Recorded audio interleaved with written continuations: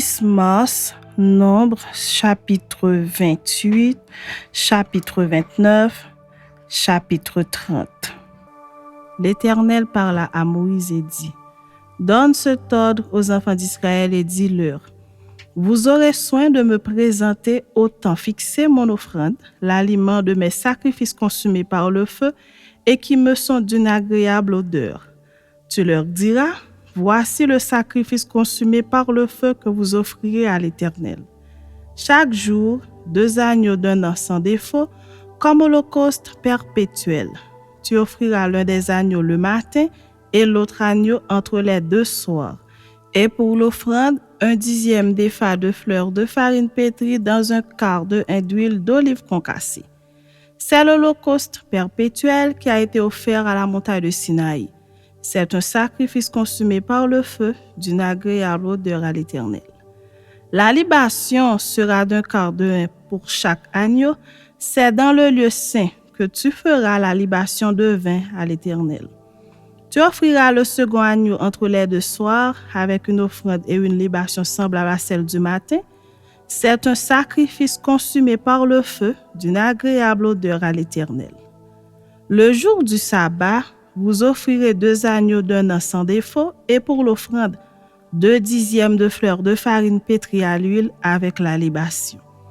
C'est l'holocauste du sabbat pour chaque sabbat, outre l'holocauste perpétuel et la libation. Au commencement de vos mois, vous offrirez en holocauste à l'Éternel 2 jeunes taureaux, un bélier et 7 agneaux d'un an sans défaut. Et comme offrande pour chaque taureau, 3/10 de fleur de farine pétrie à l'huile. Comme offrande pour le bélier, 2/10 de fleur de farine pétrie à l'huile. Comme offrande pour chaque agneau, 1/10 de fleur de farine pétrie à l'huile. C'est un holocauste, un sacrifice consumé par le feu, d'une agréable odeur à l'Éternel. Les libations seront d'un demi-hin de vin pour un taureau, d'un tiers de hin pour un bélier et d'un quart de hin pour un agneau. C'est l'holocauste du commencement du mois pour chaque mois, pour tous les mois de l'année. On offrira à l'Éternel un bouc en sacrifice d'expiation, outre l'holocauste perpétuel et la libation. Le premier mois, le 14e jour du mois, ce sera la Pâque de l'Éternel. Le 15e jour de ce mois, ce sera un jour de fête. On mangera pendant 7 jours des pains sans levain. Le premier jour, il y aura une sainte convocation. Vous ne ferez aucune œuvre servile.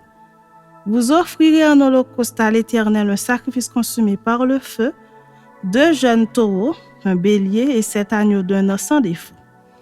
Vous y joindrez l'offrande de fleurs de farine pétrie à l'huile, 3/10 pour un taureau, 2/10 pour un bélier et 1/10 pour chacun des 7 agneaux. Vous offrirez un bouc en sacrifice d'expiation afin de faire pour vous l'expiation. Vous offrirez ces sacrifices outre l'holocauste du matin, qui est un holocauste perpétuel. Vous les offrirez chaque jour, pendant 7 jours, comme l'aliment d'un sacrifice consumé par le feu, d'une agréable odeur à l'Éternel. On les offrira, outre l'holocauste perpétuel et la libation. Le 7e jour, vous aurez une sainte convocation. Vous ne ferez aucune œuvre servile. Le jour des prémices, où vous présenterez à l'Éternel une offrande à votre fête des semaines, vous aurez une sainte convocation. Vous ne ferez aucune œuvre servile.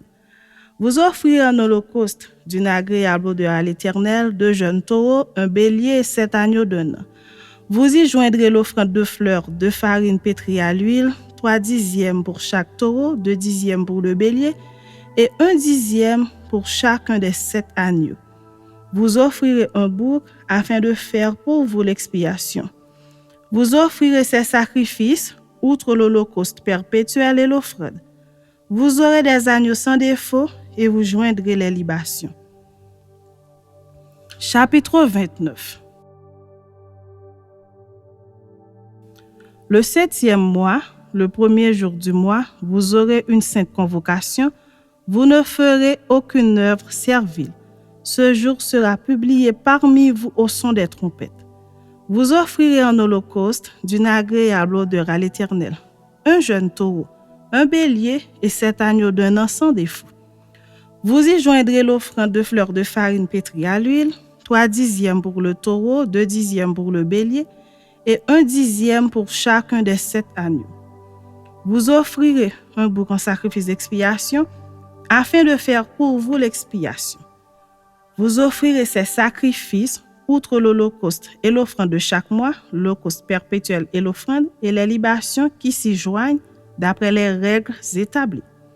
Ce sont des sacrifices consumés par le feu d'une agréable odeur à l'Éternel. Le 10e jour de ce 7e mois, vous aurez une sainte convocation et vous humilierez vos âmes. Vous ne ferez aucun ouvrage. Vous offrirez un holocauste d'une agréable odeur à l'Éternel, un jeune taureau, un bélier et 7 agneaux d'un an sans défaut. Vous y joindrez l'offrande de fleurs de farine pétrie à l'huile, 3/10 pour le taureau, 2/10 pour le bélier et 1/10 pour chacun des 7 agneaux.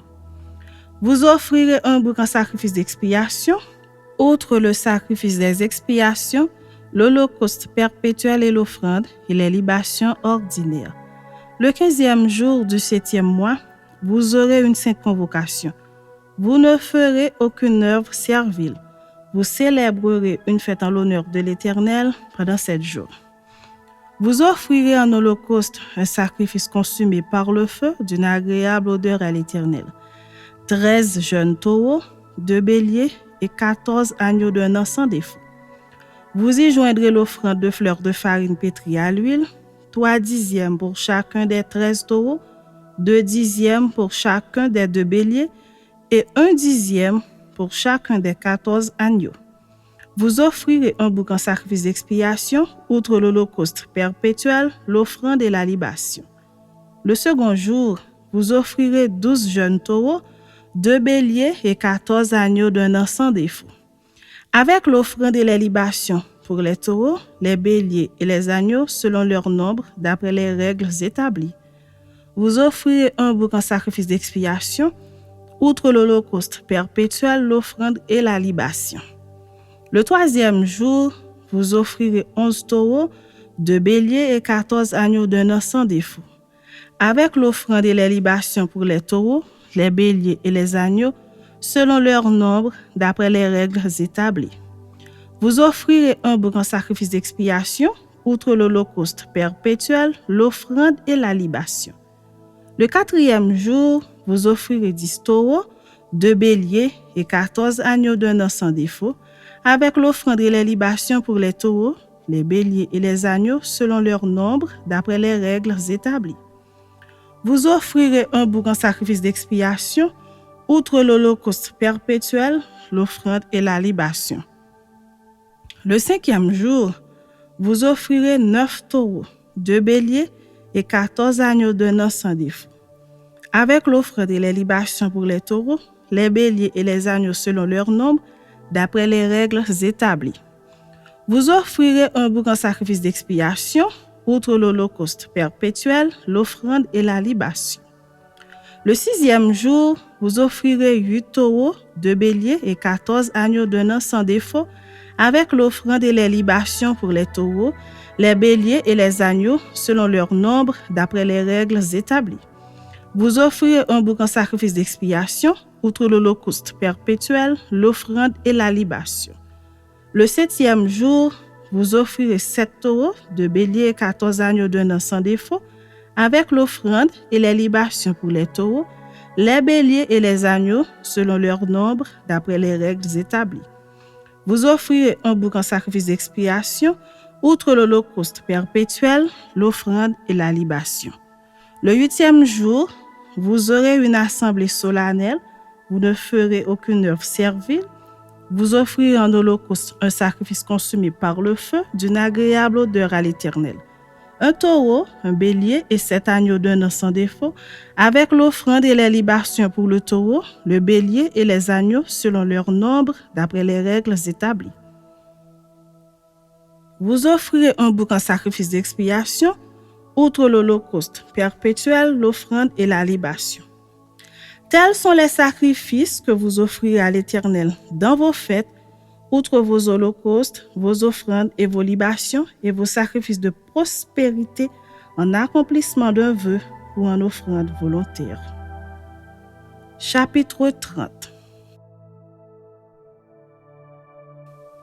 Moïse dit aux enfants d'Israël tout ce que l'Éternel lui avait ordonné.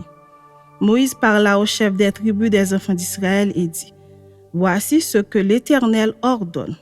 Lorsqu'un homme fera un vœu à l'Éternel ou un serment pour se lier par un engagement, il ne violera point sa parole, il agira selon tout ce qui est sorti de sa bouche.